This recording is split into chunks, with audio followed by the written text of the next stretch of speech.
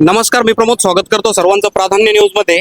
तर महाराष्ट्रासह ठिकठिकाणी कोपरगाव शहरामध्ये सुद्धा जो उन्हाचा जो तडाखा जो आहे तो वाढलेला आहे।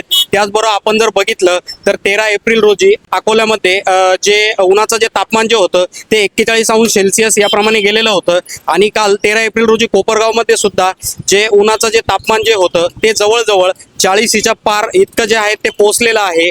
तर याचबद्दल आपण या ठिकाणी जर बघितलं तर डेलीच्या ठिकाणी आपण जर बघितलं तर कोपरगाव शहरामध्ये नागरिकांची जी गजबज जी आहे ती अत्यंत जास्त प्रमाणामध्ये कोपरगाव शहरामध्ये नागरिकांची जी गजबज जी आहे ती दिसते। पण या ठिकाणी सध्या जर आपण जर बघितलं तर नागरिकांचं जे घराच्या बाहेर पडण्याचं जे प्रमाण जे आहे ते अतिशय कमी प्रमाण जे आहेत ते या ठिकाणी आहेत। तर आपल्यासोबत कोपरगाव नगरपालिकेचे नगराध्यक्ष परागजी संधान आहेत।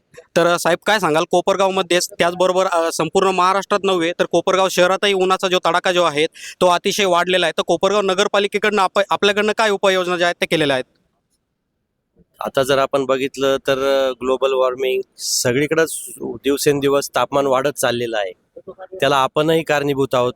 वृक्षतोड असेल, बाकीच्या गोष्टी असतील, याकरिता नगरपालिकेमार्फत आपण रेन हार्वेस्टिंग असेल, त्याचप्रमाणे पाणी वाचवण्यासाठी प्रयत्न करत आहोत। आत्ताच 2 दिवसानंतर आम्ही पाणी पुरवठा व इतर सगळ्या डिपार्टमेंटची बैठक ठेवलेली आहे की जेणेकरून भविष्यात येणाऱ्या पाणी टंचाईला आपल्याला कशी मात करता येईल। त्याचप्रमाणे ज्या ज्या सामाजिक संस्था पाणपोई शहरात येणाऱ्या नागरिकांच्या पिण्याच्या पाण्याकरिता ज्या ज्या संस्था पुढाकार घेऊन पाणपोई चालू करण्याचा प्रयत्न करतायत त्यांना पाणपोईची जागा, पाण्याची उपलब्धता आम्ही नगरपालिकेमार्फत करत आहोत आणि जशा जशा अडचणी येईल त्यांना तोंड देण्याकरिता नगरपालिका सर्व नगरसेवक सक्षमपणे काम करतील असा मला विश्वास आहे। आता ज्याप्रमाणे कोपरगाव शहरामध्ये पाणी पुरवठा जो आहे तो ज्याप्रमाणे शेड्यूल 4 दिवस आड होतोय, तर अजून येणारा उन्हाळा जो आहे तो सुद्धा आणखी वाढणार आहे। तर याच्या पद्धतीने आणखी कोपरगावकरांना पाणी जे आहे ते कमी पडेल का, किंवा आपल्याकडनं काय जे आहे ते करणार आहात आपण? पाणी कमी पडू नये म्हणून त्याच्यावर प्रयत्न चालू आहे। गळती थांबवायची आहे। ज्या ठिकाणी इरेग्युलर पाणी पुरवठा होता तो कमी करायचा आहे। त्याकरिता ज्या नवीन टाक्या होत्या गेल्या 2 वर्षापासून त्या फक्त बंद पडलेल्या होत्या, त्या टाक्याही आम्ही एक एक चालू करत आहोत आणि ज्या ज्या अडचणी येत आहेत त्या सॉल्व्ह करण्यासाठी वैयक्तिक मी असेल, पाणी पुरवठा सभापती, आमचे सर्व नगरसेवक प्रत्येकजण स्वतः लक्ष देऊन त्या गोष्टींवर काम करत आहे आणि मला विश्वास आहे की ह्या उन्हाळ्यामध्ये कोपरगावच्या नागरिकांना आम्ही पाण्याची टंचाई जाणवू देणार नाही। कोपरगाव शहरामध्ये ठिकठिकाणी आपल्याकडनं जे काही विकास कामं चालू आहेत त्याच ठिकाणी विरोधकांकडनं अशाही काही टीका ज्या आहेत त्या केल्या जात आहे की त्यांच्याकडनं जे काही मंजूर झालेले कामं असतील त्याचे जे काही विकास कामं आपल्याकडनं चालू आहेत त्याच्याबद्दल आपण काय सांगाल? म्हणजे ही जी श्रेयवादाची जी लढाई आहे ती अशीच चालू राहणार का? विवेक भैया कोल्हे यांच्या मार्गदर्शनाखाली शहरात जे परिवर्तन झालं आणि आता थांबायचं नाही हे ध्येय घेऊन आम्ही काम चालू केलं आहे। विरोधकांनी जे टीका करताना त्यांनी आत्मपरीक्षण करावं की गेले 4-4 वर्षापासून कामं बंद पडलेली होती, परंतु त्यांना फक्त श्रेय पाहिजे होतं।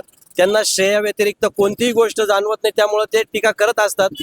परंतु आम्ही फक्त काम करतो आहे। जी बंद पडलेली कामं होती ती सुधारायची आहे आणि भविष्यात कोपरगावला स्वच्छ शहर करायचं आहे, पिण्याचं पाणी द्यायचं आहे। याकरिता आदरणीय आपले लोकप्रिय मुख्यमंत्री फडणवीस साहेब यांच्याकडूनही आम्हाला लवकरच मोठा निधी मिळणार आहे। त्यांनी तसा शब्द दिलेला आहे, त्यामुळे आम्ही फक्त काम करतोय। कोण काय टीका करताय याच्याकडे आम्ही लक्ष देत नाही, कारण आम्हाला फक्त कामं करायची आहेत। आज आपण 14 एप्रिल निमित्त डॉक्टर बाबासाहेब आंबेडकरांची जयंती आहे, त्याबद्दल आपण काय सांगाल?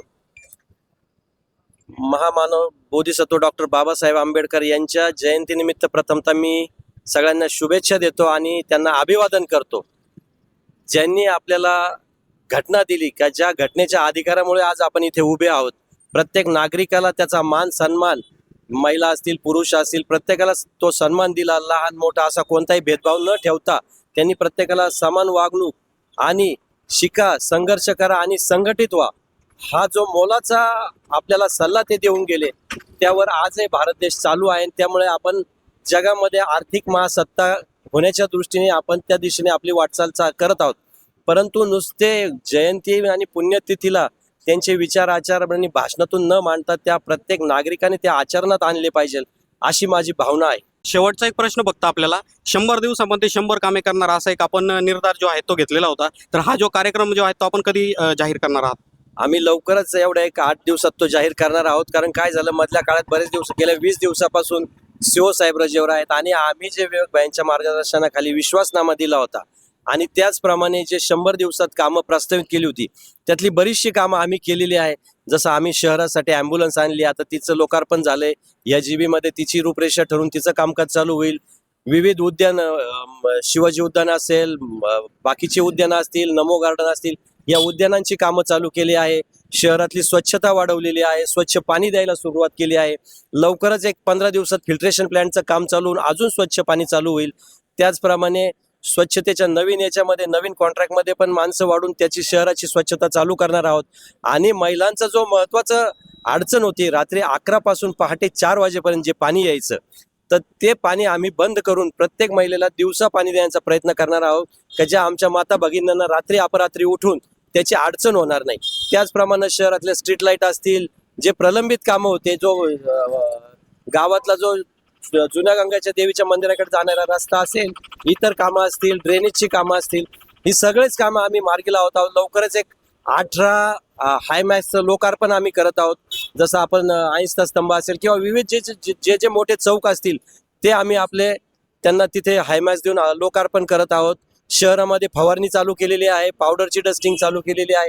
आम्ही जी 100 दिवसातली कामे प्रस्तावित केलेली आहे त्यातली जवळजवळ 80% कामे झालेली आहे. उरलेली कामे करणार आहोत आणि लवकरच या सगळ्या गोष्टींचा आपल्या समोर आम्ही आपला लेखाजोखा मांडणार आहोत. पुन्हा एकदा मी सर्वांना 135व्या जयंतीनिमित्त खूप खूप शुभेच्छा देतो आणि या महामानवाला अभिवादन करतो. तर या ठिकाणी आपल्या सोबत होते नगरपालिकेचे नगराध्यक्ष परागजी संधान. महाराष्ट्रासह ठिकठिकाणी जो काही उन्हाचा जो तडाखा जो आहे तो जाणवायला लागलेला आहे आणि गेल्या गेल्या 2 दिवसापासून कोपरगावमध्ये जे तापमान जे आहेत ते जवळजवळ 40°C इतकंपर्यंत जात आहेत. तर त्याच अनुषंगाने आपण नगराध्यक्ष पराग संधान यांना आपले काही प्रश्न होते आणि त्या प्रश्नांचा खुलासा जो आहे तो आज आपण त्यांच्याकडनं केलेला आहे. रिपोर्ट प्रमोद पवारसह कॅमेरामन शिवकुमार इंगळे, प्राधान्य न्यूज, कोपरगाव.